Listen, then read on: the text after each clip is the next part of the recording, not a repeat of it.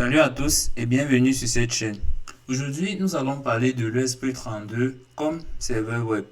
Concrètement, nous allons essayer d'héberger plusieurs fichiers sur l'ESP32 et depuis un téléphone ou alors un ordinateur, nous allons essayer de nous connecter à ce serveur et de réaliser un certain nombre de requêtes depuis une page web et le serveur nous renverra ses réponses. Le serveur étant bien sûr hébergé sur l'ESP32, stocké sur l'ESP32. Du coup, qu'est-ce que nous allons faire concrètement dans cette vidéo?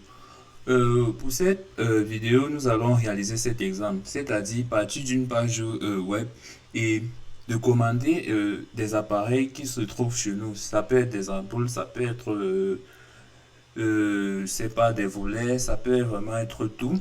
Et cela fait par nous-mêmes, c'est-à-dire do it yourself. Euh, Par la suite, maintenant, nous allons prélever plutôt les valeurs des capteurs et les afficher sur notre page web. Et pour cela, dans les prochaines vidéos, je vous montrerai un code bien plus adapté, bien plus évolué pour pouvoir le faire. Cela dit, fonctionnement, en termes de fonctionnement, comment ça va se passer? Nos pages HTML seront hébergées sur notre SP32, puis nous allons, depuis la page web, une fois que celui-ci, notre serveur, le SP32, nous aura fourni son adresse IP sur laquelle on va pouvoir communiquer via le port 80.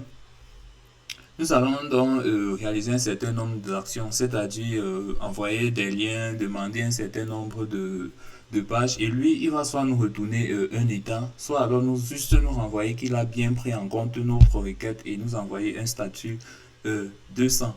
Donc c'est ici le schéma de fonctionnement, c'est-à-dire je clique sur on et lui il fait une redirection sur cette page encore et il nous donne juste le résultat attendu.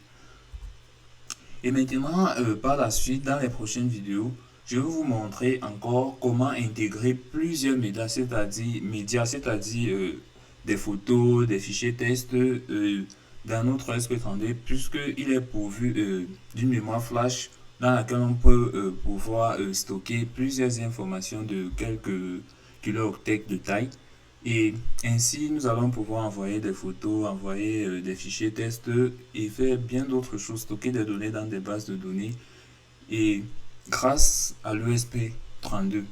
Une fois ceci dit, en attendant les prochaines vidéos, on va maintenant passer à l'aspect pratique de notre projet.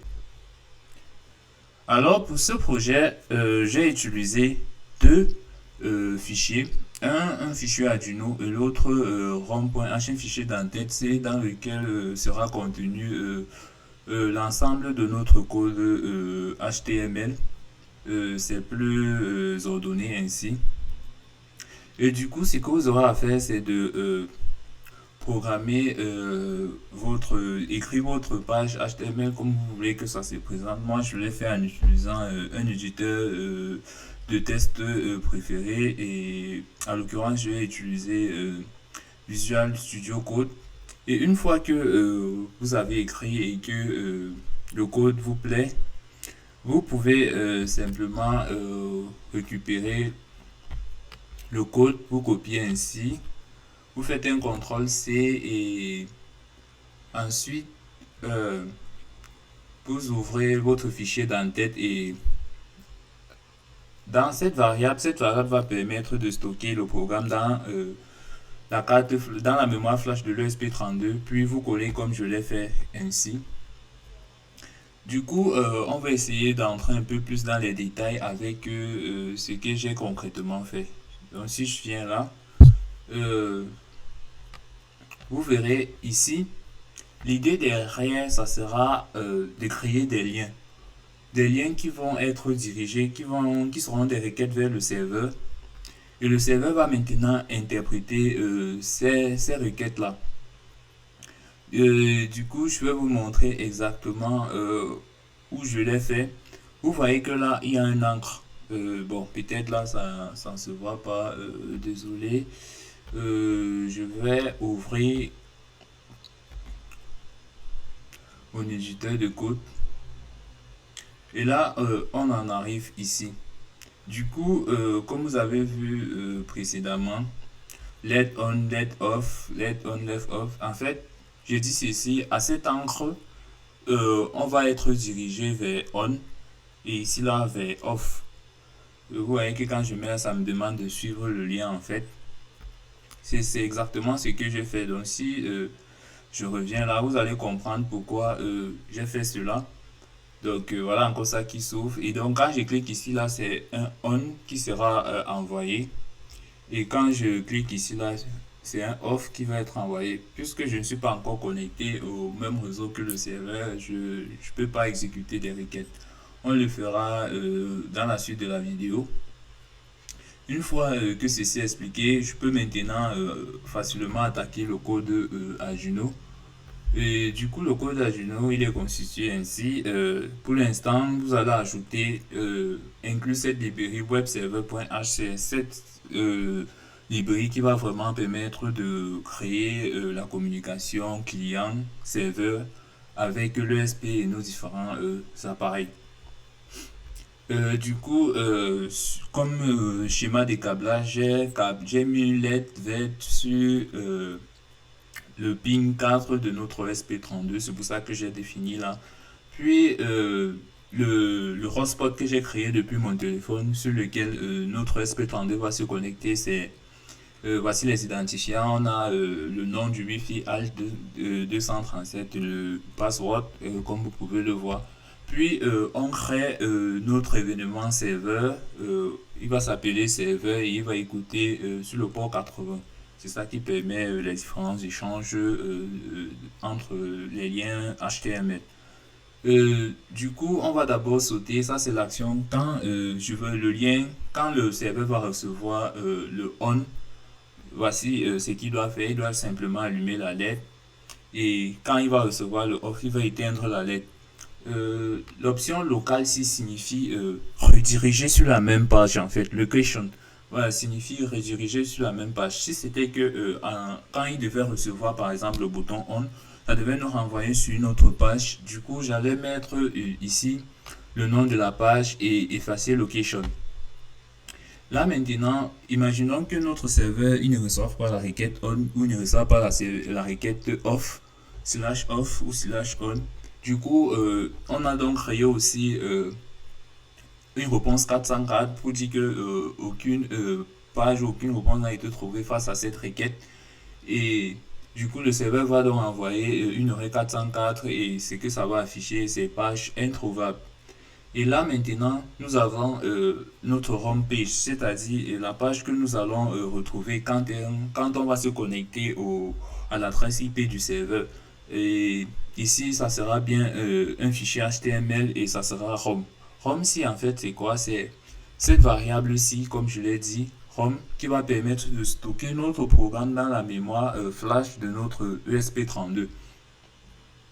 Du coup, en appelant home, si là, ça va donc appeler la page HTML. Puis, le code, comme vous connaissez, ça fait déjà plusieurs séries de vidéos où on vous présente ce code. Ça, c'est le code de connexion. Pour essayer, comme il fonctionne en mode station, il va se connecter à notre hotspot et il va générer son adresse IP que nous allons récupérer pour nous connecter dessus et avoir la page de connexion pour effectuer des actions. Du coup, une fois que l'adresse IP et la connexion sera établie, le serveur, lorsqu'il va recevoir notre requête on, alors il va exécuter action on qui est ici, c'est-à-dire allumer la lettre. Et ensuite, faire cette redirection. Et la redirection correspond au code 303.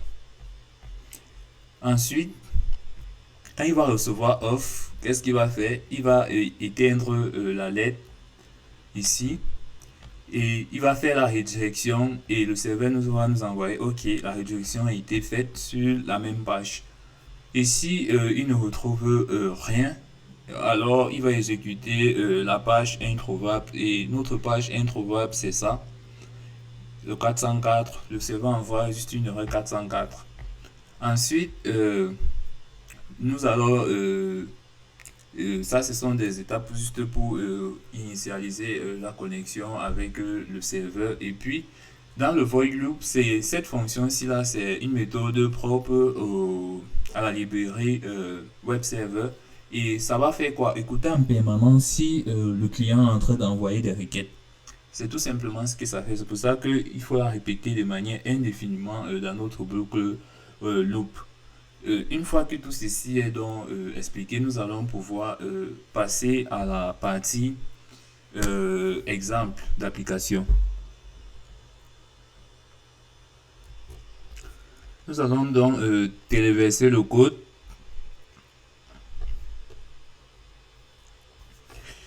Et bien sûr, nous allons attendre que nous n'avons pas oublié d'appuyer sur le bouton boot lorsque ça nous demandera. Et ici, là, je vais appuyer sur le bouton boot. Et là, le téléversement va s'effectuer. D'accord. Et là maintenant, nous allons ouvrir notre moniteur série. On va attendre que la connexion se fasse. Super. On récupère donc l'adresse IP du serveur, le SP32. Je vais copier ceci et je vais donc ouvrir mon navigateur web. Je vais coller et je vais lancer. Vous voyez là, ça tourne, mais ça ne m'affiche rien parce que le réseau local sur lequel je suis ne correspond pas au hotspot que j'ai créé avec mon mobile, mon téléphone. Du coup, je vais essayer de me connecter. Là, je l'ai. Vous voyez, ça n'a pas pu retrouver la page. Quand je vais me connecter, vous allez voir maintenant. On est bon. Et là, tout fonctionne. On a notre page et on a notre menu de navigation que j'avais fait là. Et c'est une page qu'on pourra implémenter. Et là, j'ai créé mes deux boutons. Donc, quand je vais appuyer sur LED on, il y aura il y aura le slash on qui va s'envoyer. Et vous voyez, la LED s'allume. Dès que je vais encore cliquer, ça s'éteint, ça s'allume, ça s'éteint. Ça, c'est juste pour vous faire comprendre l'idée qui se cache derrière. Donc, si en même temps on veut pouvoir, si c'est plutôt un relais qui est placé là et qui est relié à notre téléviseur, à notre congélateur, c'est comme ça que le process qu'on doit utiliser pour pouvoir commander ces différents appareils. Et maintenant, pour vous montrer,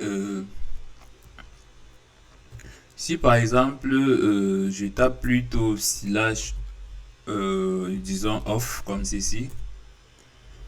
Non, j'ai raté. C'est plutôt ça. Voilà. Là, ça m'envoie maintenant page introuvable, comme je l'ai programmé. Donc, c'est ce que je voulais aussi vous montrer. Donc, on peut recommencer. Ça s'allume, ça s'éteint.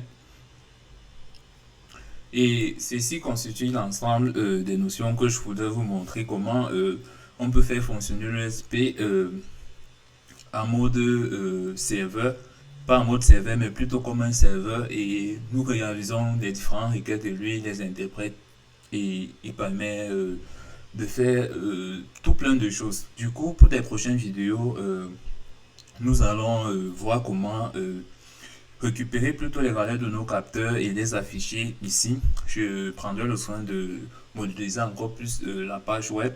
Ensuite, nous allons voir comment insérer plusieurs types de fichiers dans la mémoire RAM de notre ESP32. Et ceci avec fichiers CSS, fichiers HTML séparés. On va utiliser ce qu'on appelle la librairie SPIF. Et ce SPIF là va permettre de facilement gérer la mémoire et l'ordonnance, la classification, ou alors ordonner notre mémoire. Et on va aussi introduire la notion de communication asynchrone. Ça sera important pour la récupération des données en fait. Donc du coup, je vous invite à liker la vidéo, à vous abonner, à vous laisser aussi les différents commentaires. Et si vous avez des soucis, à pouvoir soit rejoindre notre canal Telegram pour poser l'ensemble de vos questions, ou alors simplement les laisser en commentaire et nous ferons un plaisir de répondre. Du coup, je vous remercie et à la prochaine vidéo.